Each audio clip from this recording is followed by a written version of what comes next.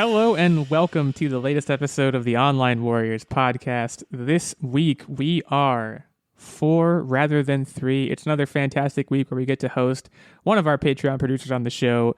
This week it is our good friend and one of our oldest podcast friends, Mr. Ben Chakness. Ben, hello. Welcome back to the show. It's great to have you. Yeah, thank you for having me. Yeah, I appreciate being on the show. Well, it's great to have you. I'm Illeagle 86, of course, and Techtic and Nerdbomber are here as well. Guys, prove it. Prove that you're here. Hello. Hi. And above all things, we have news to talk about today, of course, as we always do. We're going to talk about Twisted Metal, if you remember that. That's kind of a relic that we're dusting off a little bit. We're going to talk about Hawkeye, a new show coming to Disney Plus later on this fall. And we're going to be talking about SpaceX and going to space, which incidentally, I believe we talked about it the last time Ben was here. But there's more news on that. Things have happened, so we'll get back to it. We have, I believe, Ben was the chef. Yep. I was the pilot. Nerdbomber was the, this is the one I'll never forget, observer/intellectual, because it's basically when we run out of food, the person we eat. Right. And Techtic, you were the, I don't want to say fix-it guy because that sounds diminutive, but that is basically what you were. Is that right? Sure. Do you remember? Because I actually don't. No, I have the memory of a goldfish. Okay, well, henceforth you are and were the fix-it guy. We are not going to space. I don't want to make it seem like we're going to space. We will talk about that, but before we get to any news, I want to go public about how I eat tuna fish, because this is a hot button topic amongst the group here. I love a tuna fish sandwich, first of all.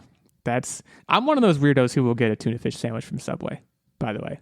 I think I may be the only person on earth who's done that. That's just rolling the dice, included. Man. Well, no. I would do a toasted tuna fish sandwich with cheese. Well, yeah, I mean, if you're not, like, Ben, what's your Subway order? I want to lay it all out before I offend anybody with my Subway opinions. So what's your Subway order? Or do you have boy. Not anymore. I mean, I used to work when I was a young lad at Subway. At the Way of Subs. Is it one of those situations where after working there, you could no longer eat there? Because if that's the case, I don't want to know. I love Subway. It's not. It's just because for years I had that was my lunch, right? I mean, I don't really have a standard Subway order. If I gotta get something, usually it's like roast beef. I don't think you can go wrong with roast beef, but some Subways use the prepackaged and don't slice their roast beef. Mm-hmm. So it's I'm surprised any Subway. I'm surprised if any Subway slices their roast beef. I would always just assume it's prepackaged. Yeah, at mine. This might be just a sign of the times, but back in the day, we used to get the roasts out, and then that was kind of working the big job. deli slicer things. Yeah. No, I would do. I was a guy who would go from store to store and prep all the meats for the next day, and that was my job for a while. Yeah, I also worked the front lines, but they used to have these shirts that said sandwich artist, but I was more a fan of calling it being a sandwich and salad technician. Right. That's why. However you like it. Yeah. I am gonna level a controversial opinion though. Which is, in this day and age, anyone who goes to Subway and does not toast their sub, what are you doing? What? I mean, Quiznos revolutionized. They were like, let's take a sub and toast it, and then they kind of moved into the background. And Subway was like, we're stealing your idea. I mean, if it's a cold sub, though, it's kind of weird. It's never weird to toast a sub. Mm-hmm. Name a cold sub. Like cold ham. Cold roast cut beef. combos. Yeah, You do not want anything hot next to a cold cut combo. So if you're putting cheese on any sub ever, I agree with both of you. And now let me explain. If it's cold cut sub, I would have them toast the bread separate and then put the toppings on. If it's a hot sub, you toast it all together, get the cheese all melty. No, toast all of it. I throw it in there. Whatever's on it. I don't even care. But holistically, the bread should always have a little crunch for two reasons. One, it's satisfying. And two, as your moisture builds up in the sandwich and it gets drawn out of your various meats and sauces and what have you. It helps maintain the integrity of the sandwich. Right. I'm having a really hard time not making jokes about meat and moisture from your meats, and just let it be known. Leave it up to Techtic to suck all of the joy out of eating a sandwich, because you can't think about that stuff. I'm just saying, even eating a sandwich is an engineering marvel. If I'm making a tuna fish sandwich at home, and this is where I initially was going with this, and if this isn't what you wanted to come for, it'll be over in a minute. Just stick with us. So she said, God, I'm on fire today. First of all, my secret to a good tuna sandwich, and I encourage anyone to try this if they haven't already, don't use mayonnaise. Use Miracle Whip. Will make it'll improve your life. And I mean that very seriously. Okay, this is true. So far. No, Miracle Whip is really good. Miracle Whip is really the tangy zip of Miracle Whip, man. It's unbeatable. See, I use the mayonnaise and olive oil flavoring, and that adds a nice. You're adding oil. If you're adding oil, you've gone wrong. Okay, you guys are going to call me a communist for this. My secret recipe for tuna salad. Yeah. Well, hold on. There's going to be plenty of time for this. Is a can of tuna, mayonnaise, throw a little bit of relish in there, just a little, and then I will sometimes put raisins in there, but curry, just a pinch of curry powder. Yeah, like yellow. It turns it yellow, and it gives it a really nice bite. But it's just really, really tasty. So I actually, instead of the curry in that, I do relish and mustard. Okay. Mustard is similar kind of thing. Yeah. But I just like the flavor of the curry. You just can't use too much. My main tip, and what I want to go public with, is when you're draining a can of tuna, you're probably over draining it. To me, the best tuna sandwich is one where the tuna is almost a soup, which I feel this way about macaroni and cheese as well, which I know is an additionally unpopular. No, that's right with mac and cheese, but terribly, terribly wrong with tuna. I don't even eat tuna, and I know this. I'm not saying don't drain the tuna. I'm not a psychopath, okay? Techtic accused me of that earlier. It's not true. Drain it. But if you over drain it, it's going to get too dry, and then you're going to be doing too much chewing. Well, that's what the mayonnaise good tuna fish sandwich. Yeah, that's kind of what the mayonnaise is for, right? It's the lubricant. First of all, remember Miracle Whip, and second of all, ideally, when I take a bite of a tuna sandwich, my ideal tuna sandwich is if I was 89 years old and had no teeth and was geriatric. I could still eat it, no problem. It would just slide right down. There wouldn't even be. I could gum it a little bit. I just see tuna juices all over my chin. It's not that. Look, I think. If there's one, I don't want to prescribe the way you do tuna fish, but I think you should experiment a little bit and try it. And if you hate it, then take it out on me. I fully invite that criticism at Illeagle86. Get at me on Twitter and say, you idiot. I would just be glad you tried it. Like, I wouldn't even be mad if you were like, you're disgusting. People tell me that all the time anyways. It's not going to bother me. Can I change the subject to kind of get us back to the show? Yeah, I would like it if you did, actually. Yeah, but this is just kind of a bookend here. I've got a Subway story that I want to tell about when I worked. Everyone at has Subway. A Subway story, but not from your side of the counter. Yeah, this is when I worked at. Well, actually, I'm going to give my brother credit for this, but we used to both work at a Subway. And is this Ken Checkness? No, this is Adam. Oh. Adam Checkness. Anyway, so Adam and I came up with this little thing where if you have a really annoying customer that, like, no matter what you did for them, no matter how nice you were, they were always rude and they were always, just awful. What you would do as you were making their sandwich is you would put a very thin strip of mayonnaise or mustard on their sandwich and you'd say, moron? And usually they'd say yes. Oh, because you would call them a moron, but they wouldn't know, and then they would agree to being a moron. That's genius. Yes. Yeah. You don't have to explain it. I think we figured it out. Well, just in case. Okay. That was me verbally processing it. But yeah, okay. Gotcha. That's a good tip for anyone who's working at Subway. And actually, it works in many situations. Like if you have to put whipped cream on something, you can adapt it to your situation. Right. That's a really good point. And on that note, let's get into the news. Yeah. Let's talk about this episode is not sponsored by Subway, if that wasn't clear. Let's talk about Twisted Metal. So Anthony Mackie's my guy. All right, I'm an Anthony Mackie fan. Falcon, incredible. I believe he was in what sports movie was he in? He was in a sports movie I really liked, but I can't think of the title of it now. I like Anthony Mackie. I recently watched Manchurian Candidate, which he was also in. Anyways, he has locked down the lead role of John Doe in Twisted Metal, which will be produced by Sony Pictures Television and PlayStation Productions. So this is going to be a half-hour live-action television series. I have not played Twisted Metal ever. And really? There have been a couple of those. There have been a lot of them. Wasn't there a remaster recently too? That sounds right. I also want to read this. John Doe, played by Anthony Mackie, is a smart-ass milkman who talks as fast as he drives. With no memory of his past, he gets a once-in-a-lifetime opportunity to make his wish of finding community come true, but only if he can survive an onslaught of savage vehicular combat. Cobra Kai writer Michael Jonathan Smith will write and executive produce the series.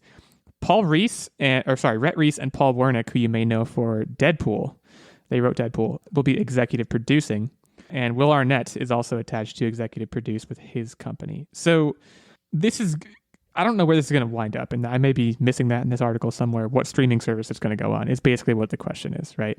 I think they're pitching it now. I think Sony was getting like a pitch together, and now that he's attached, they're going to start shopping it around to different streaming services and networks and such. It's going to get picked up by Netflix, calling it now. Because Sony's kind of without a country here, right? Like they shopped The Last of Us to HBO. They can just go to any streaming service or any network really and say, we have this thing, right? Vehicular combat. I want to delve into that as like a show. There was this terrible movie that came out maybe 5 to 10 years ago called Death Race, starring Jason Statham. Incidentally, a remake of a movie called Death Race 2000, which was like back in the 80s and starred Sylvester Stallone. And I watched it. And it seems like a hard genre to pull off, if you even want to call it a genre. So what's the vision here? I mean, Ben, have you played Twisted Metal, or what's your familiarity with it? Yeah. Okay, so you're into this.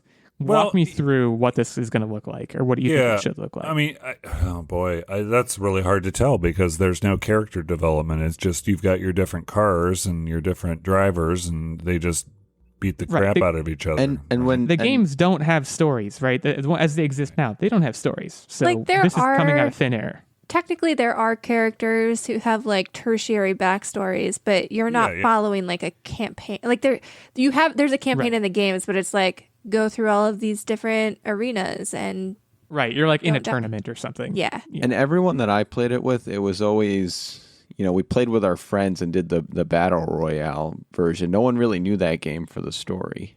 Right. So this is cars with guns on it. There's guns, assumedly. All sorts of weapons. Yeah. Yeah. The interesting thing here for me is I could easily see this becoming a movie. Like it could be an action movie like Mad Max or Death Race, like you were saying. But how they're going to draw this out over a series, I really struggle with. Like, how do you make us care enough about... You gotta take a step away and look at it not so much like these Death Race type genres, but rather more of a Hunger Games type genre, where it... Right. Arena everyone's got to survive, and there's going to be relationships formed and teams that manifest themselves in order to kind of tip the scales. Like in the heroes' forming favor. Alliances and stuff. And, right. Yeah. And betraying other people and just kind of like, I can see a drama sort of thing unfolding, but I don't know what that has to do with Twisted Metal. I mean, it's just Twisted Metal to me is car combat. That's all it is. And I shouldn't sell short the idea of vehicular combat. I do agree with you, Nerdbomber. I think it's more of a movie ready. I mean, look no further in terms of like vehicular mayhem being a profitable movie idea than Fast and the Furious, which is different in many ways. But like they clearly are still milking that cow, and they're not going to stop anytime soon. So Also James Bond movies, right? there's some vehicular combat things in those that people are really impressed with whenever you've got, for sure. I see it more as like one of those things where I'm willing to turn up and give you an hour and a half to 2 hours of my life every summer when you come out with a blockbuster. Like, they could even turn it into a franchise if they wanted to expand the story and do all of the dramatic relationship building. But am I going to want to watch it every week? Do you think Hunger Games could be a TV show? Because I think the answer is yes. And if Twisted Metal follows the Hunger Games model, then it might be possible. I mean, Hunger Games, they're like all in the woods. So like Twisted Metal, it's like there's a big Coliseum looking thing and the cars just fight. Like there's not much like hiding or anything. So it might be hard to string that out over multiple episodes of television. The thing you guys are forgetting is the winner gets a wish. And so you can sort of see the dramatic backstory unfolding right before your eyes where, say his wife has like terminal cancer or something. And he's like, this is the opportunity to make her better. And right, but like that also kind of leads me like, what is what kind of world are we living in here? Is this like, is there a magical genie that can actually grant you any wish? Or is this just some like rich dude like, I'll give you any realistic wish that I can buy with my money? Right. And also, is it dystopian? Because that's, again... Oh, it has to be, right? Thinking about Hunger Games, I don't know if the world, I would assume in Twisted Metal, the world around the actual car combat probably isn't built that much. You don't really know what the deal is. So it's a double-edged sword because there's a lot of... It's a narrative playground in a sense. You can do whatever you want, but again, you have to build this stuff outside of the actual car combat. You have to build it to last. I mean, look at, do you know what the game is? It's just, there's no movie there. And like, it's a fun game and it's this like arcade experience that holds up and has value. But the movies and television are about storytelling. And is there a story there? Or can there be? Even if there's not, can there be one? Is the operative question. They got Anthony Mackie. So they have something. They have a script that must be readable. Or maybe he just really liked the game. He loves the game. Maybe he like grew up with him and was like, hey, I don't know what this is going to look like, but I want to do this. Yeah, there are people who do that, yeah. Yeah, or they paid him stupid money. Whatever the reason may be. This is like kind of an offshoot discussion question. If there was a video game movie that even if the script was god-awful, you would sign up for, what would that be? Metroid Prime. I don't know what the script for Metroid Prime would look like because in Metroid Prime, Samus doesn't talk. And that's like by design. But I want to see it. I want to see the movie. I don't care. Mine would be a spin-off, basically. It'd be sort of kind of like Mortal Kombat, but it would be a whole new movie, and it would be based off of Bloody Roar, where everyone is kind of spliced with animals. Right. Mortal Kombat, incidentally, another example of this idea of like, you made a movie around a thing that the backstory, outside of like having these characters that have vague backstories, like the story isn't really there, And I don't know if you can't really argue, like Mortal Kombat worked, but like not much, did it? You guys watched it. I remember you watched it. I did not watch it. I mean, I thought, again, Mortal Kombat worked in that format because I was showing up for the action. Like, I didn't have to invest like 10 hours into these characters or anything like that. I showed up for, 2 hours, had fun, and I was done with it. And would a Mortal Kombat TV show work? Actually, I could see that working.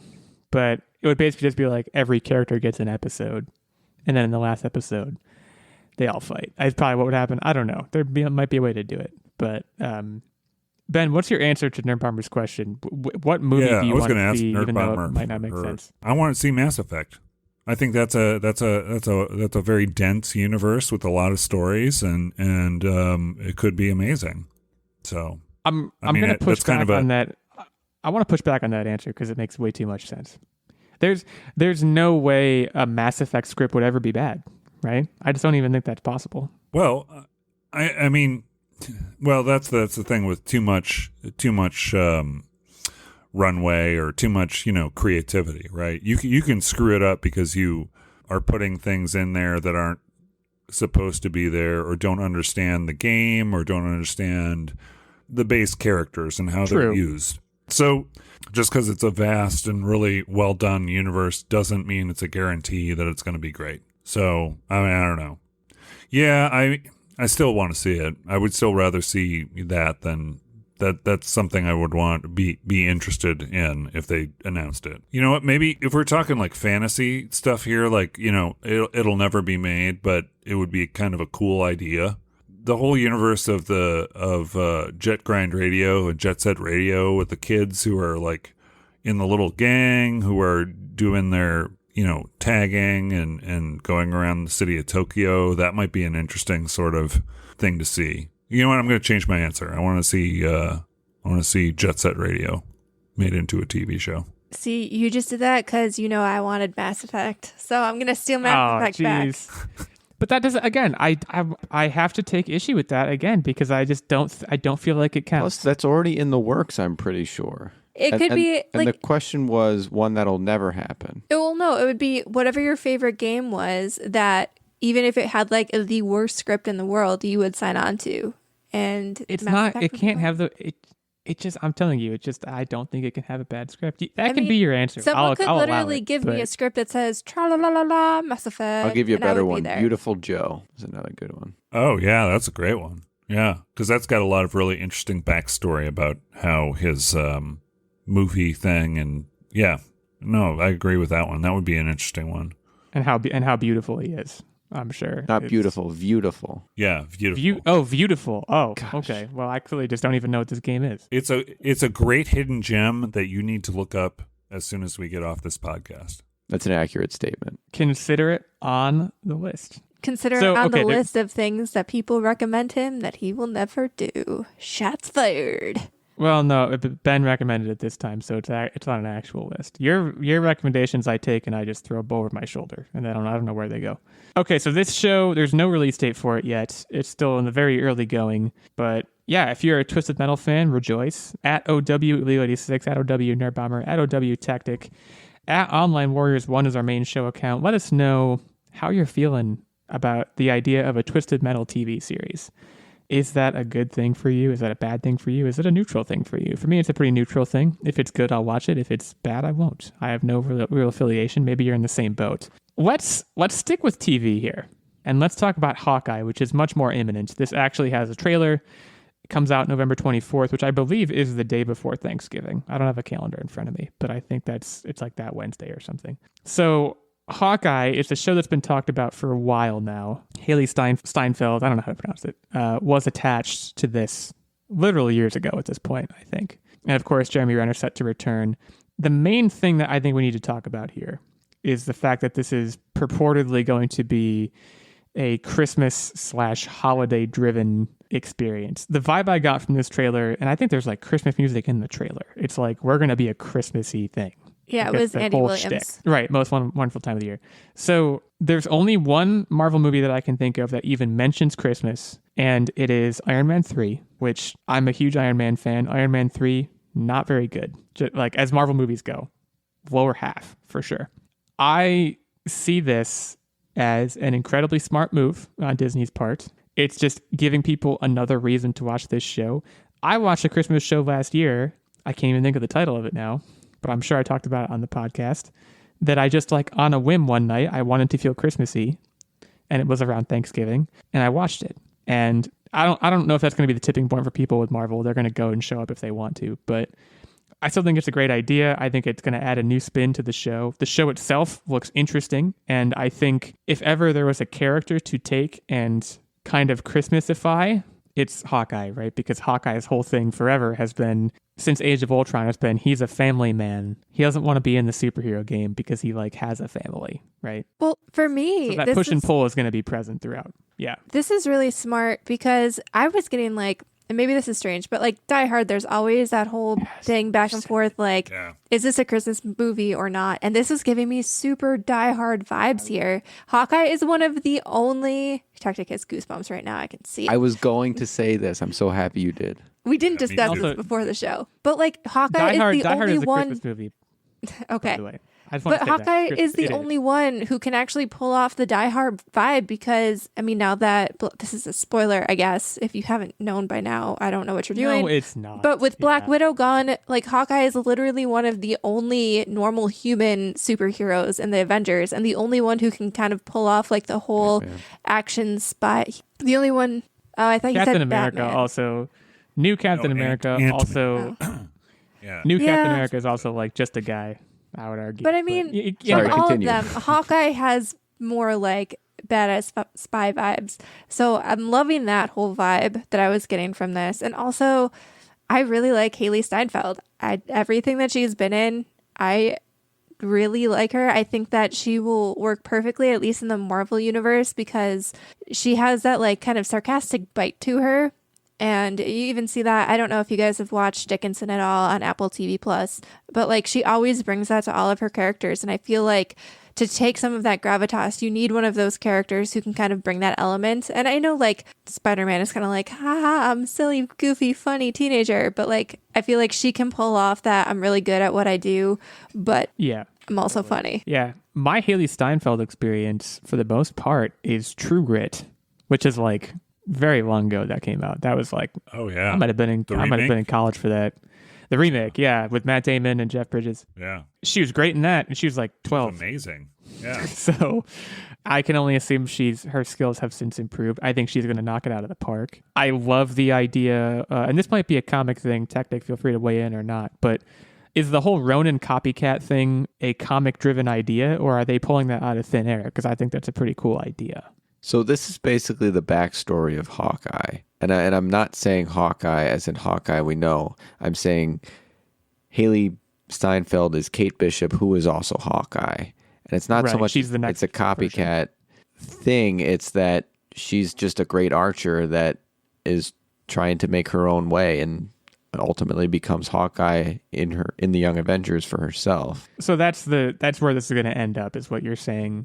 We can, if you know that she's Kate Bishop and you know a thing about comics, 'cause I've heard the name too, you will get, it's like Captain America and the Winter Soldier was, right? Or Falcon and the Winter Soldier, I should say, where you kind of know where it's going for like most of it, which is okay. It can still be done correctly, and how they get there, it's about the journey, right? You know where it's going. It's finally the first big step into establishing the Young Avengers, and that's what's really exciting about this. Yeah, I want to ask though, does she have super aim? Because like Hawkeye has super aim, right? That's like, it's like actually like a thing. Like I thought he was just really good at archery.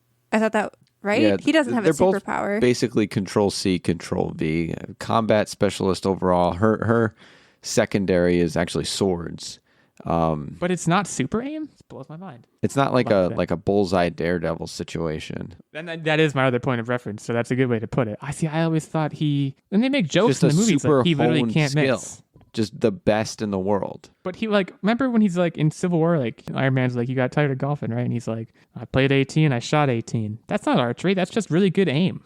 Yeah. Well, I mean, if you have really good aim with archery, you probably have, it's all like spatial awareness and stuff like that, and being able to calculate trajectories in your head. And also that's a joke, right? That doesn't have to be true. Yeah. It's a joke. So he's telling a joke to be funny, and whether that's true or not is not, Clint Barton has no superhuman powers. It says it right here on Wikipedia, so it has to be true. And if you think about it, even world-class snipers are calculating the wind trajectory and the arch. Coriolis effect and everything. Yeah. It's all just absolute physics, and that's what makes it sort of a cool, that's a good point, quote-unquote superpower. Physics is my superpower.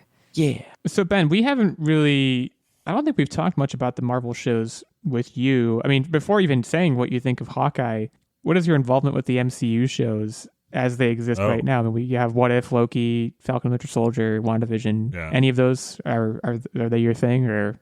Oh, I love them all, actually. Okay. They're all really good. I mean, I'm kind of curious how this stuff is going to kind of sneak its way into the movies and be connected to the movies. I mean, you get some hints throughout the various series about what they're going to use and how they're going to utilize it, but it's just basically character building. I mean, that's, and it's great storytelling. And, I just like all of them. I mean, all of them have been good. Okay, there's one that I'm going to complain about. The What If zombies. I hate the idea of Marvel zombies. Oh man, you didn't like the zombie episode? I thought it was great. I didn't watch the zombie episode because the Marvel Zombies series that they did is the most ridiculous, stupid, idiotic. Everyone dies at the end. Like like Wolverine can eat his thumbs to survive, and he doesn't. It's like what? It's just so dumb. And they eat the power, they eat Galactus, and they all inherit the power cosmic, and it's just all this ridiculous, stupid. I'm sorry. It's okay. I've got feelings about Marvel. It's totally okay. I thought the What If episode was good, but that was because I didn't even know there ever was a series, a comic series. Oh gosh. Yeah, and I'm sure it does. I'm sure it does not follow that. I'll tell you that right now. It doesn't follow that. But Techtic, any thoughts on Marvel Zombies? Oh, that's what I just said. Everyone dies at the end. It just becomes this overwhelming force, and it just doesn't really satisfy. So I kind of concur with you. No. What If, the thing I've noticed about What If is it has a way, I love what they're doing. They have a way of ending episodes where it'll end and you'll be like, wait, what? They like cut off midstream. Like, I'm like, what happens to these characters that are left at the end of this thing? It's like, I have to cut off somewhere. It's kind of hard, but like, there are certain episodes, and the zombie one was one of them, where like it ends, and I'm like, okay, but it's not over yet. Like the story hasn't ended. You're giving us an arc, and you didn't get to the bottom of it. Like it's not. Anyways, all the shows are good. I'm not a fan of Falcon and the Winter Soldier generally. I think it's not awesome, especially compared to the rest of them. But then Hawkeye. I mean, it sounds like you're gonna show up for this. I am. I am going to show up for this, but the whole comparison to Die Hard it's a concern. I just don't want it to be like just like Die Hard. You know what I mean? I don't want it to be that. I want it to be something special. And the trailer just gave me huge Die Hard vibes. So that kind of made me worry that they were just going to try and be a good Die Hard clone. Now, Marvel is a very good. They trick you, right, in a good way. They can come out and do something very special. But the trailer was cut like a Die Hard trailer, and it was a concern that it was trying to be too much like Die Hard. So if he says yippee-ki-yay, are you walking out? Of my house? Probably not. But just throwing the TV out the window. I'm done here. Yeah. Cats, you feed yourselves. I'm not going to do any of this. Yeah, I don't know. It's I'm not going to be angry because they're doing a really good job with all the shows that I think. I mean, for all the complaints about the other ones, they are all very well made, and there's some sort of character they can connect with. Yeah. And appreciate their viewpoints and stuff. So I don't see this being any different. I just didn't like maybe just the trailer. The trailer is what concerned me. It was cut like a Die Hard movie trailer. Yeah. And that's just kind of like, okay, well, here's another Die Hard clone trying to be Die Hard. I think they need to strike out and be their own thing. If they would have just kind of like not focused on the Christmas and hit you with that like with the episodes, then you can kind of come to the realization like, oh yeah, this is kind of like Die Hard, and I really enjoyed Die Hard and connected that way instead of just hit you with it right in the trailer. Which is what they did. Iron Man 3, there might have been a release schedule issue with Iron Man 3. I didn't even know, first of all, it came out in the summer, and I didn't even know it was a Christmas movie or took place at Christmas until towards the end, and then it becomes clear. But it's not marketed that way. This, of course, is coming out in November, so it's marketed as this is going to be a Christmas thing this year, and they are leaning very hard into that, for better or for worse. I'm not sure I would go as far as Die Hard clone, but I also would not be remotely surprised if there was some kind of Die Hard reference, because it also takes place, well, I guess Die Hard doesn't take place in New York. Doesn't the second one take place in New York? One of them does. I believe it is the second. Yeah, I believe it is the second one in the airport. The one in the airport. Yeah, which I haven't seen. I know the basic gist of Die Hard. I've seen Die Hard 1 and I've seen Die Hard 4, I think, with Justin Long, that really weird one. Live Free or Die Hard. Disney Plus in general, both with The Mandalorian and with these shows, they're raising the bar of what TV is, right? In the same way that I think Netflix did when they first came around, and now Disney's taking it and raising the bar in a different way, especially in terms of production value and stuff. And Hawkeye is going to be no different in that regard. The cautiously optimistic is what I am. Yeah, the passing the torch aspect I think is good because Hawkeye himself again, is a character that we no longer have a reason to care about, I would argue. So they need to bring in a new one right quick and make us care about her, and it looks like this show is going to do that. So I have fuzzy feelings about this show right now. Almost certainly will watch it. I mean, with the weekly releases too, I think they're good at, we show up for What If every week. I think it's frustrating, of course, to not be able to binge it, but it's a good way to keep us engaged. And Mandalorian does the same thing, and I'm sure they'll do the same thing with this. And look, there's no doubt it will be successful. I mean, what are we even sitting here talking about? It's going to be a massive hit because that's what they do. It sounds like all of us will be there, so you should go too. I mean, we're not going to tell you what to do, but Hawkeye coming November 24th to Disney Plus as a television show. So right now we are going to take a short break to shout out one of our sponsors. But before we do, I would be remiss if we did not shout out our Patreon producers, Stephen Keller, Ben Checkness here for a guest spot as well. They have supported us either now or in the past at the night level, which is the highest of our 3 tiers of support on Patreon. As a result, they get this occasional guest spot. They get weekly input into the game segment and, of course, monthly access to the secret segment and vlog. There's also a Squire level, which gives you access to the monthly secret segment and vlog, and a Page level, which gives you access to the monthly secret segment. So for more of the details on all of those tiers of support, and if you're interested in giving back to the show and keeping this thing going, you can head over to patreon.com/onlinewarriorspodcast for more of the details. Thank you so much to our producers. We're going to take a short break now, and we'll be back to talk about SpaceX. Today's episode is brought to you by HelloFresh. Do you feel like you're stuck in a dinner rut? With HelloFresh, you get fresh, pre-measured ingredients with mouth-watering seasonal recipes delivered right to your door.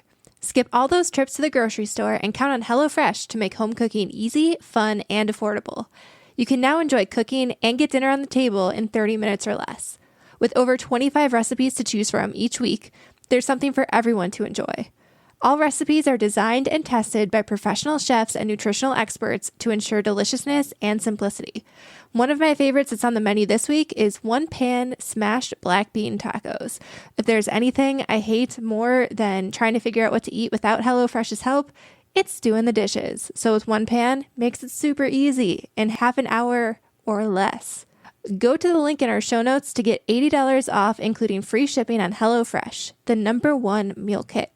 Thanks again for sponsoring this show.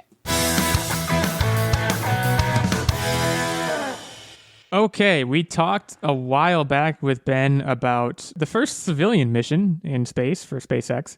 Well, on September 15th, 2021, which is very soon after we are recording this, SpaceX Falcon 9 rocket blasted off from Kennedy Space Center and put the Inspiration 4 mission into orbit. So Inspiration 4 is the name of the all-civilian mission that SpaceX has launched. It contains the following 4 occupants. Jared Isaacman, who is a billionaire entrepreneur who paid for all 4 seats, and also, I'm guessing he changed his name to be the most billionaire entrepreneur name in the history of names. Sean Proctor, Chris Sembrowski, and Haley Arsenault. Hopefully I pronounced all of those right. These are all private citizens. This is the first commercial mission to orbit. They're coming down after 3 days here. So they're going to do a bunch of stuff over the next 3 days. But this is exciting stuff. I mean, what's the bar here? What has to happen for us to say this went well? I don't even know what they're doing up there. I presumably research. I mean, I think for this to be a successful mission, I think they just need to prove, I'd be curious to see what the preparation was for all of these people, because I think the ultimate goal for having fully civilian staffed missions to space is anybody can do it. You know what I mean? And just the physical demand that it takes to go into space, to leave Earth's orbit. I mean, it's physically taxing. So I wonder, A, how much prep they had beforehand, and if they can do a successful mission here with minor prep compared to like what NASA engineers go through and NASA astronauts. I feel like that would be one success, but also I'm sure they're probably studying how things function in space, because I think the overarching mission for a lot of these private companies is probably, and they don't want to say it out loud, but like, they're all kind of thinking, what colony can we eventually set up in the future? Like, not to be negative, but like Earth is dying. Billionaires want the article I have in front of me. It says health-related experiments, and they're also capturing video for a documentary that I realize now, I scrolled by this on Netflix. It's a live documentary that is probably pretty cool.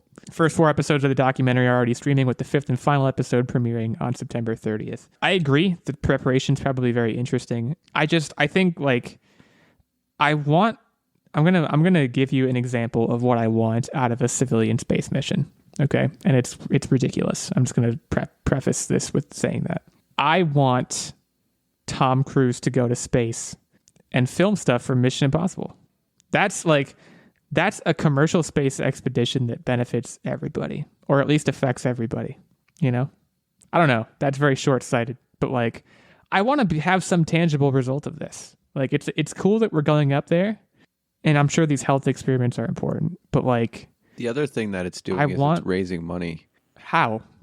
I would assume it's just spending money. So one of the people going up there is a cancer survivor, and they're live chatting with the hospital that she was close with, and to raise money for that hospital, which SpaceX could have just donated directly to the hospital and saved the effort. Don't get me wrong. And I kind of have confusion with that side of it, but I mean, it's a one-in-a-lifetime opportunity. It's going to a good cause, and SpaceX, at the end of the day, being a company, is going to be able to leverage this to get interest in commercial space travel. So Arsenault is the pediatric cancer survivor. Simbrowski is a U.S. Air Force veteran and data engineer who plans to play the ukulele in space.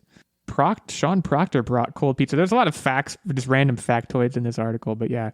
Tracking ECG activity, running blood tests, performing balance and perception tests. The module is piloted autonomously, so there's no piloting that's required. It's another cool thing I want to add. Part of this craft, which is called the Crew Dragon, I guess, which is a cool name. There's a dome known as the Dragon Cupola, and it gives you basically SpaceX tweeted an image from the window, which is basically just like a really cool view of Earth, as you would expect. It's also where the toilet is. So imagine taking a dump. I would have stage fright. I'd be like, the entire world seeing the whole see planet. Me. It's nuts, man. Yeah, I mean, we've talked about what our roles would be on a space mission, but I guess what I'm focused on and what I'm stuck on is what's the goal here. And you've made a couple of good arguments for what the goal is, but it just like, I don't even know what I do want the goal to be, but I want it to be something explosive, not literally, but like. Well, I mean, so it feels like there wasn't much of a reason other than some rich guy was like, let's do this thing. Well, I get the health studies though. So coming off the heels of reading Project Hail Mary and stuff, like, we don't know what the future holds. We might need to be sending people out into space. Again, don't want to get like doomsday here, but I mean, the future of man has always been trying to expand and find the next frontier. And it feels like since the 80s, at least, like space has always been the final frontier. And we kind of stalled in progress for that. You know what I mean? And now it seems like we're maybe picking up some steam back into, seeing maybe there's other habitable planets that we could set up, spread mankind out, or even just from like research. You never know what you might find on other planets that could even be brought back for health purposes to improve life on Earth. And one of the key things, you made the good point. Oh, go ahead. Yeah, sorry, go ahead. You made the good point that astronauts have different physical training, right? So like when they get up, I'm sure they're doing all these tests when astronauts go up, ECG tests and everything, balance tests, but they're theoretically, in a lot of ways, the cream of the crop physically, right? Whereas if you send me up there, what if I forget my contact case? I won't be able to see anything all the time. That's a fun experiment. He can't see in space. Let's see what happens. Right, like you have to see how normal people will fare in space. Right, and figure out what other, accommodations are going to be needed for various conditions. I mean, I'm also like, I get motion sick a lot. And like astronauts by design do not get motion sick because that's like the one thing that they try to avoid. Probably the first thing they try to avoid when picking astronauts, right? So I don't know to what extent, and you mentioned this before, Nerdbomber, we don't know to what extent they've been rigorously tested to like make sure they can handle space travel. But presumably the goal of making commercial spaceflight, one of the goals of making commercial spaceflight more feasible, and one of the kind of major steps to be taken in order to make it so is make it so that anyone can go up. And that's not even just a financial thing. It's also how do we make the launch such that a 60-year-old can survive it? You know, like it's stuff like that there's research to be done there, I suppose. Ben, you've been awfully quiet. I assume you're thinking about pooping in a space dome, but no, I really. I mean, I am. Could you handle it up there? That's a very broad question, but I know I could not. That reason I'm asking, I could not handle it. As much as I think it would be cool, if I was given the opportunity to go for free, I probably would not, and that's probably an unpopular opinion. But Ben, if you could go for free, I assume you would go. Yeah, I mean, maybe just for the experience of it, right? I mean, it's, if it's something where I'm going to have to live up there for an extended length of time, no. But if it's just kind of like a civilian mission, you're up there for like a day trip, a quote. Yeah, like a vacation kind of thing, and yeah, there would be work that would need to be done, and to see if civilians can handle all that's required in order to make a space station and run and make it continue running and stuff like that. Yeah, it would be. I would say I would go up there if it was free, just for the experience, personally. But then again, I'm an old man. I don't know how much time. And you would be, well, but you would be. You'd be cooking up good stuff for the rest of the. Oh yeah, I could do that. Yeah, like a callback. Yeah, the space cook. No, I probably would just. Space galley. You know what? I would imagine that it is an incredible experience for creative things. So I think I would be more focused if I was up there on doing artwork and just kind of being inspired by the whole experience. So that's probably what I would be doing. I think there's a missed opportunity here, I think. And granted, they're getting it to an extent with the documentary, but like, I don't know how these people were selected, but like, I would want to send up a journalist. I think that would be a cool thing, just like, because they, presumably have this background in telling it how it is, right? And it'd be cool to read a series of articles and exposés about like, I went to space, this is what it was, you should too, or you shouldn't, based on what my experience was like. I just think that could be cool. They're scheduled to come down Saturday, September 18th, soft splash down off the coast of Florida. It's also worth noting there is currently a record 14 people in low Earth orbit right now, 14 humans. Previous record was 13, happened in 2009. So yeah, I mean, there's not much more to add here, other than what we've already said.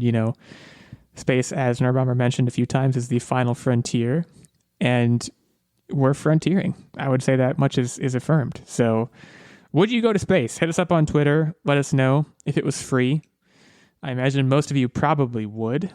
I would not. I mean, Nerdbomber, Techtic, you guys would probably go, right? I would 100% I'm sure I'm the only one. I 100% would, but wouldn't be allowed to. Okay, so me and Nerdbomber will be popping out lawn chairs and just like sitting looking up at the sky and I don't know, watching I'd wave and be like, hey, go up. Bye guys. So Nerdbomber, you wouldn't allow Techtic to go, or would you? I mean, I'm putting you on the spot here, sorry. It would be one of those things where I'd have to see where I'm at in life, but also if he never came back, I'd be very mad at him. And I would be like shouting up at the stars like, screw you, Techtic. I'm just picturing you waking up one morning and like feeling over on Techtic's side of the bed and he's not there. And you're like, oh no, he didn't. And you run outside and you see a rocket take off and you're like, you get back here, young man. Like that kind of, I don't know why you call him young man. He's not your son, but you get the idea. I'm going to keep that mental image with me and cherish it for a while. So yeah, I guess we're 50-50 split. I'm surprised, but Nerdbomber, you're in good company.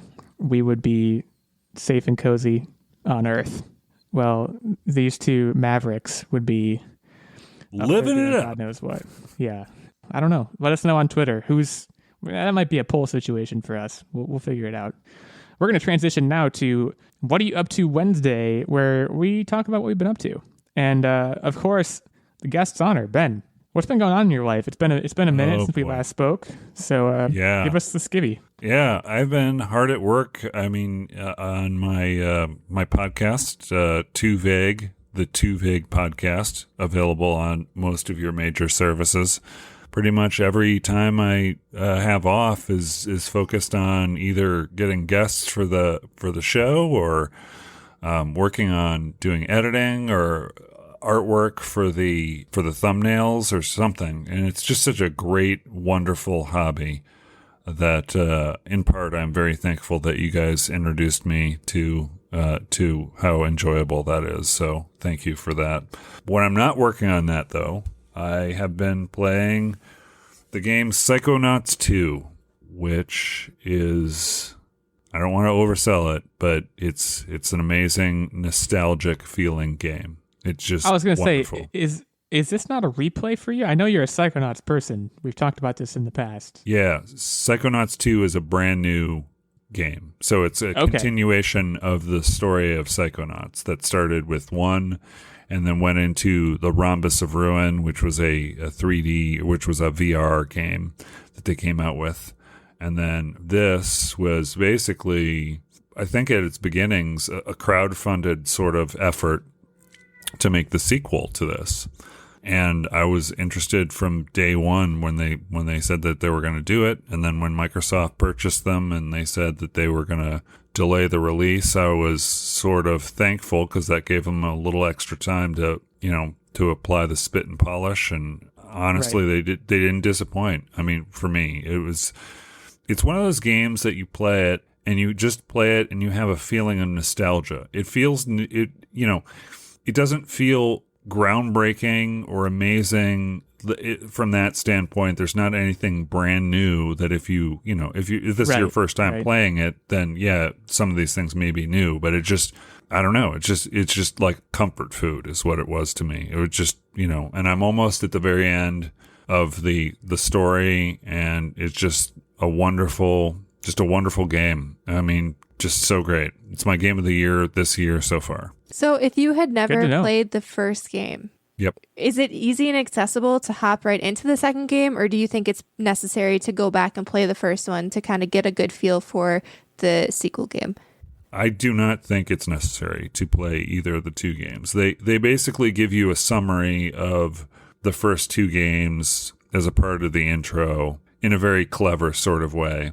And yeah, it's not anything that you really need to know anything in the previous stories. There are some references that you may not get, but I think it's just as enjoyable. It would be just as enjoyable to someone who hasn't played the first one.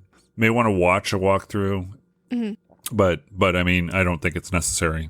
It's one of those things where it's the themes and things like that don't require you to know the previous game. Very cool. Got it. That's awesome. Yeah, I mean, my update is going to feature a little bit of nostalgia too, in a bit of a different way. But I can imagine, I think Metroid Prime 4 for me, whenever it finally comes, is going to feel that way. Dead Space also is going to feel that way for me when the remaster comes out, because I don't see either of those games doing things, besides maybe graphical updates, that are particularly new, right? They're going to be, I think, replicating in a lot of ways gameplay experiences that to me are nostalgic and are tried and true, and they shouldn't change those things.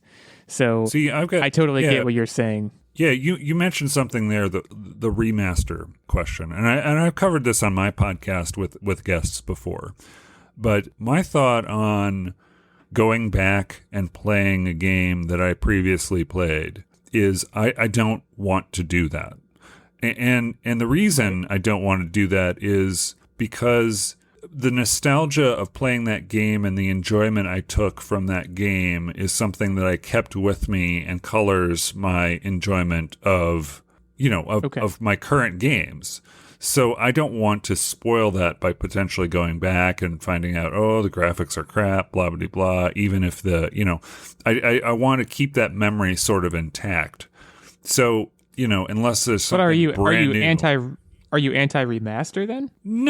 No, I'm not anti-remaster because I think it exposes a lot of people. Personally, I don't play them. Yeah. But I think it's a good idea because it exposes a lot of people who didn't have the opportunity to play the originals to experience them in a much better format, graphically and sound-wise and things like that than we did when we were younger. And I think like a good example too, 3D All-Stars was there's no graphical updates there, at least not to 64. It's just you're getting what you get. But I still think that's the way they did it, it's a great idea. And it, like you said, it exposes people who didn't get a chance to play Super Mario 64.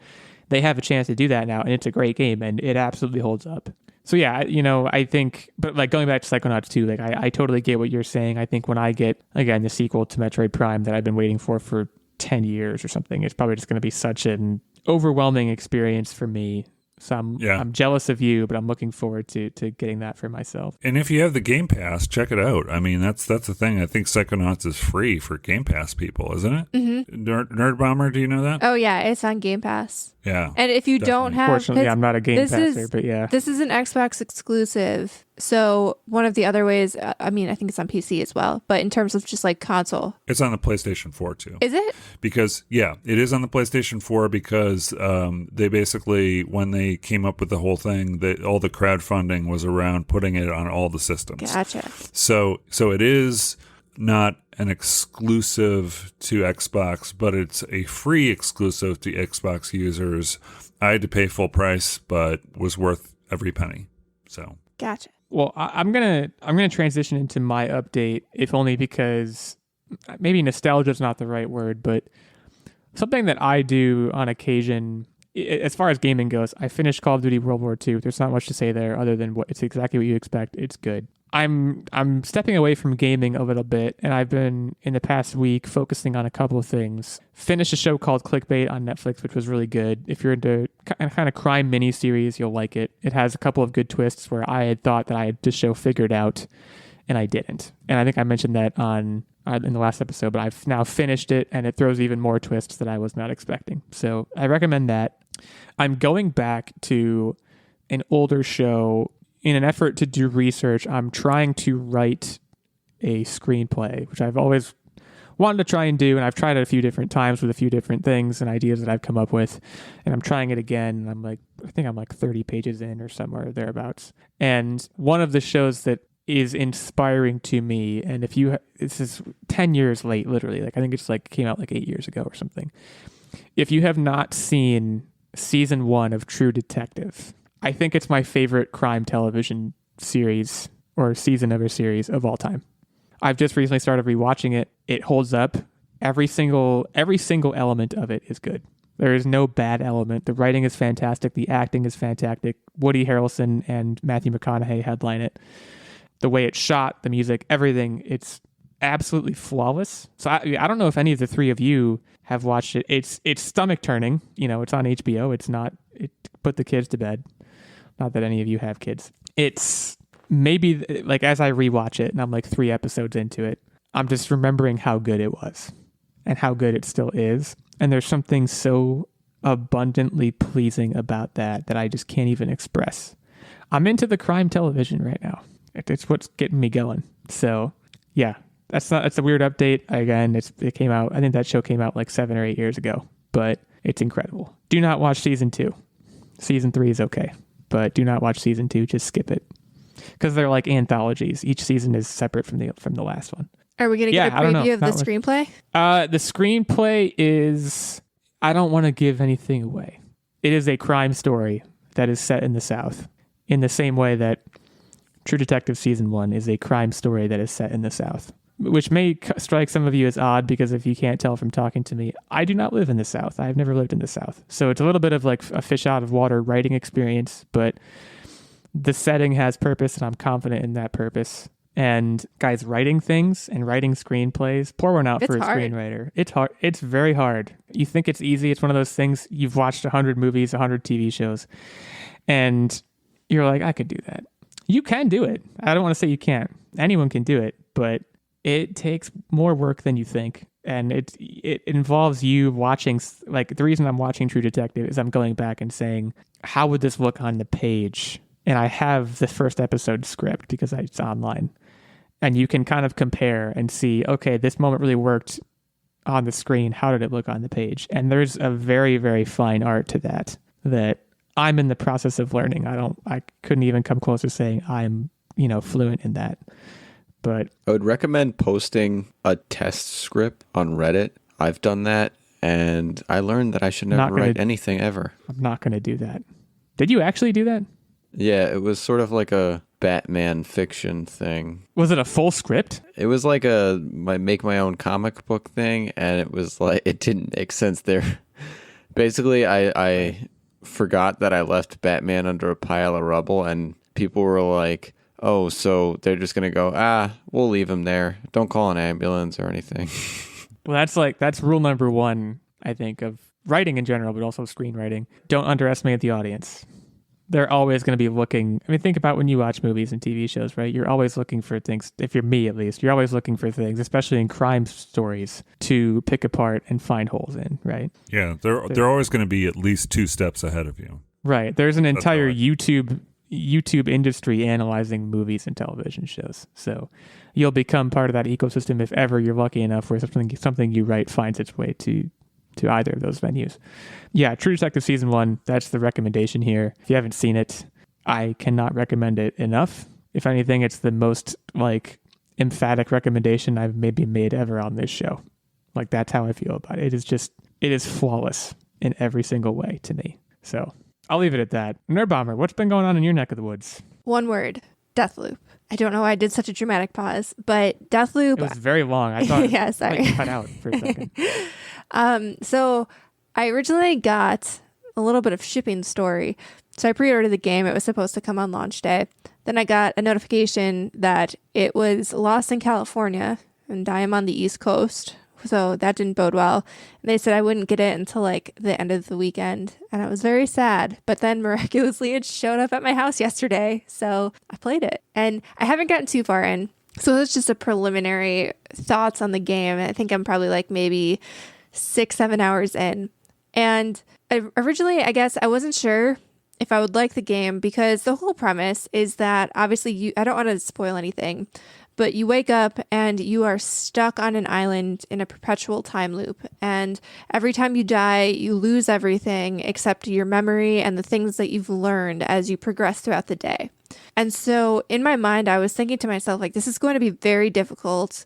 I'm going to personally have a hard time organizing all of this information. And I know that all video games now, if you get information in a game, they usually have a journal or something to reference. But even then, I was just thinking to myself, it's going to quickly become very unwieldy. I'm going to have to remember when and where I have to be at certain places. And then somehow put it together after dying a bunch of times to do a perfect run at the end. But what I found is that, Arcane has done a really good job of making sure you don't feel super overwhelmed by the amount of information that you have to learn and the amount of tasks that you have to do. And they also, one of the cool things, and this is kind of an Arcane game design principle that we've seen if you've played Dishonored, if you've played any of their other games like Prey, Arcane really lets you approach the game however you want. So usually I would go into a game like this, you have tasks, you obviously have to get to, point A, point B, whatever, as you're moving through. And they kind of generally give you a guide. So you're never totally flying blind. At least I haven't been flying blind yet. I don't know if later in the game they take the training wheels off and make you completely just figure everything out on your own. But they let you approach it however way you want. There's multiple paths to get to the same place. There's multiple different approaches you can take. You can go in guns blazing. You can be stealthy and try to go completely undetected. There's different powers you can collect along the way. Each day that you wake up, there's different guns you can collect. There's different, obviously people are in the same place every day, but you even progress through different areas of the map at different points in the day. And you can decide when you want to hit a certain place. You're not necessarily even handicapped by the time of day. And there's just so many different ways you can approach it. Some powers you can flit around the map. Other powers you can be invisible. And as someone who wants to approach this stealthily, even though I normally do go in guns blazing to most games, that's how I play Dishonored. That's how I want to tackle this game. They give you so many options, and how I might be approaching the game, someone else may do something completely different. And so far, besides just the gameplay being really fun, I also really like the dialogue. The dialogue is super witty. I would say the voice acting is one of the strongest parts of the game.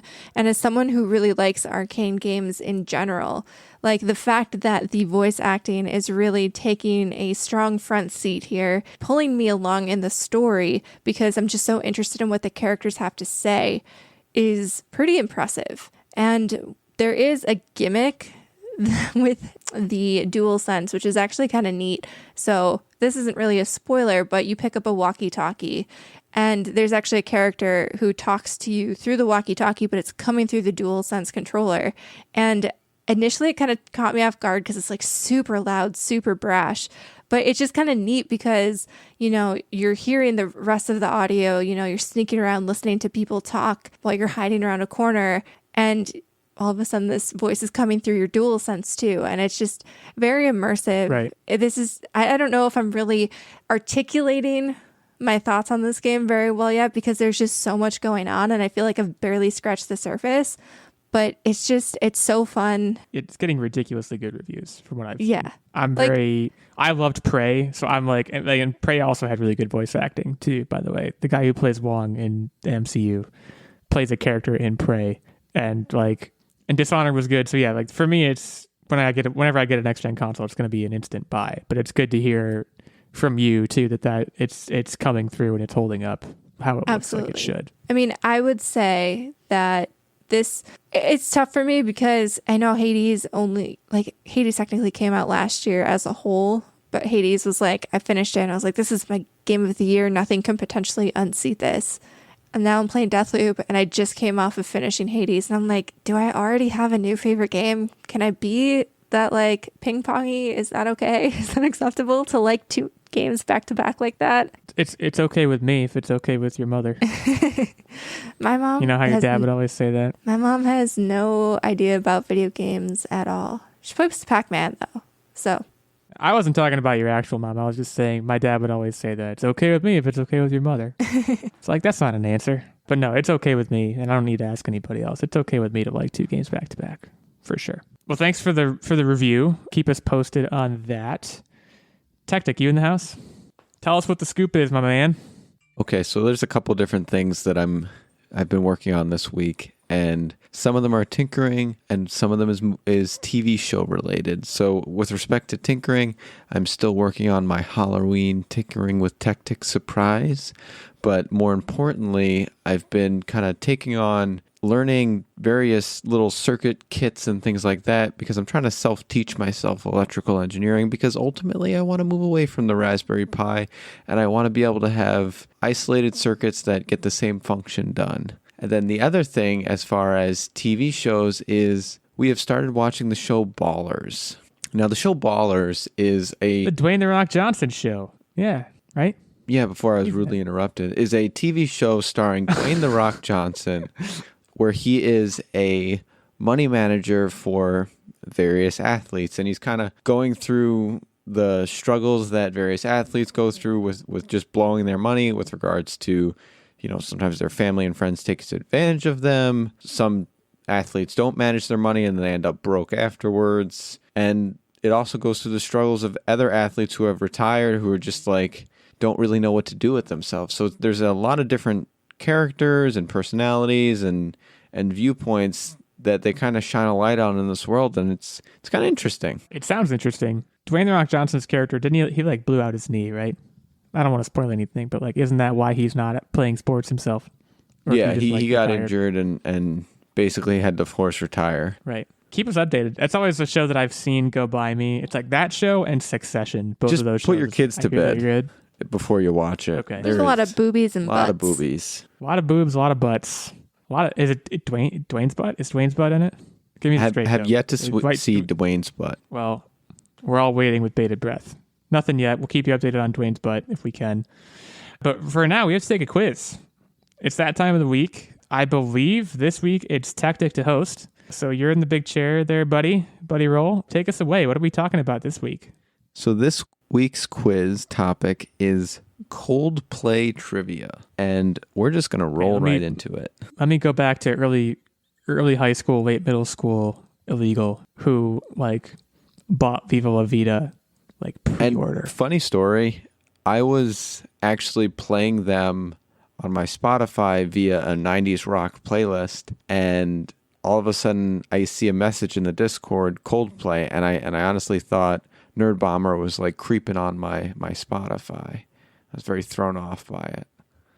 But anyway, I plan on winning this, but let's see it through. What year? I plan on you winning this too, because I have no idea about Coldplay. Well, hey, you won the last time you were here, so you're my. I see you as my biggest competition. Sorry, Nerdbomber. I'm on a losing streak. It's fine. I don't know much about Coldplay either, so Plot twist: I win. What year? I don't see that happening, but let's see what happens. Yeah. Okay, go ahead. What year did the band members first meet but not form the band? Is it? Wait, what? But not form the. That was a very when did they first question. meet? So when was their meet cute, basically? Yeah. Okay, I assume I'm going first because I'm talking such a big game. 1994. Yeah, I feel good about that. 1994. I'm going to say 2000. I feel like they were childhood friends. Chris Martin is like, he's 45 now, right? Something like that. Thereabouts. I'm not going to Google it because that would be cheating, but that sounds right. I'm going to say 1980. They were childhood friends and they met and they started playing sticks in the backyard. So, Illeagle gets this one. The band all met in 1996 during their first week attending University College London. Great. I mean, so far, so correct. This is exactly what I expected. Let's soldier on. Their most popular album is Milo XYLTO Ziotto. How many digital albums were sold as of 2011? Ben, you're first on this one. Jeez, I don't even know where to... Digital albums. Yeah, there's a lot confusing about this question, if you ask me. Well, yeah, but I'm just guessing digital sales on an album, and I don't know how to gauge that. Right. Compared to something like just physical. I'm going to say 100 million. Because I don't know what no other number to say. I'm going to lowball it and I'm going to say 20 million. I think Ben's real close. You can't one up a guest on the show. I'm going to double it. 200 million. I'm surprised that that's their biggest selling album. And I'm also confused by the question. As of 2011, it could be anything. I'm going to say 200 million. So this album broke the record for the most digital copies of an album sold. In 2011, 21.3 million digital copies of the album were sold. So Nerdbomber takes it. Okay, so it was just in 2011. My little low ball. That was you were very close. So I will cede the point. That's excellent quizmanship on your part. What is Coldplay's lead singer Chris Martin's net worth? That man is worth a lot of money, I feel like. I'm just thinking of all of the things Coldplay music has been used in, which is a lot. Ooh, boy. I'm going to say 300 million. It's a huge number, but it's not that much, if only because I think he also donates to charity quite a bit. I'm going to say 100 million. Steal Ben's answer. Okay, what was I'm sorry. What was Nerd's... Oh, no worries. What was Nerdbomber's guess again? 300 million. Yeah, 300 million. Okay, I'm going to say 500 million. Okay, so Illeagle takes this one. The answer is 130 million. And the reason why is, in addition to being the lead singer, he also writes songs for many artists and has collaborated with such artists as Jay-Z, Kanye West, and Dua Lipa, whoever that is. You know Dua Lipa. Come on. Yeah, come on. Come on, man. It's Dua Lipa. Come on, show some respect. Yeah, he did the song with Kanye, Homecoming, I think, he's on that song. Great musician, Chris Martin. All right, so we're back to me to start. We're on question 4. I have 2. Nerdbomber has 1. I'm coming for you. Ben, I believe in you. Nah, listen, I don't want to put down Coldplay. I don't listen to them. I'm just not a fan. It's a little bit out of my That's okay, man. So it's out of my comfort zone. They're pretty unique. So if it's not your thing, they're not your thing. Yeah. I think I only have, what is it? One of their albums is Plans, right? I think that's the only one I've got. It's got Plans? some sort of weird... No, Plans is Death Cab for Cutie, I believe. Also a great band. So okay, Techtic, question 4. Coldplay's 2016-2017 tour was their highest grossing tour of all time. How much did it gross? This might have been the tour that I went to. I have seen Coldplay live in concert, y'all. FedEx Field in Washington, D.C. This is a huge amount of money. This is over $1 billion. $1.2 billion. I don't think it was that much. I'm gonna stick with the 500 million because I don't know what else to say. It just doesn't seem billion seems too much. I'm gonna say $1, Bob. So Mr. Ben Checkness gets this. It grossed $523,033,675. This tour is actually currently the 5th highest grossing concert tour in history. Do you have what the highest one was? No. Okay. I'm sure. Let me get on glad that. you asked, though. When did Coldplay sign with Parlophone Records? This is the last First of all, question. is this the last question? Okay. The highest grossing tour, by the way, was U2's 360 tour. Oh, okay. How much? Big bucks, I'm sure. Yeah. Probably adjusted for 2021 dollars, $847 million. Oh, wow. That's pretty impressive. So Nerdbomber's that's more first. my speed is the U2 concert. U2, they had a good thing going before they forced everyone to listen to that one album that they put on everybody's phones. What? Okay, so Nerdbomber's first. So I won. That's what this means because it's 3 to 1 to 1, right? What? No, did I only get 2 right? It's 2 to 1 to 1. Could so be it's really close. It could be a tie. Okay, yeah. so Either repeat. You're tying with Nerdbomber, you're winning, or you're tying with me. Repeat the final question, Mr. Techtic.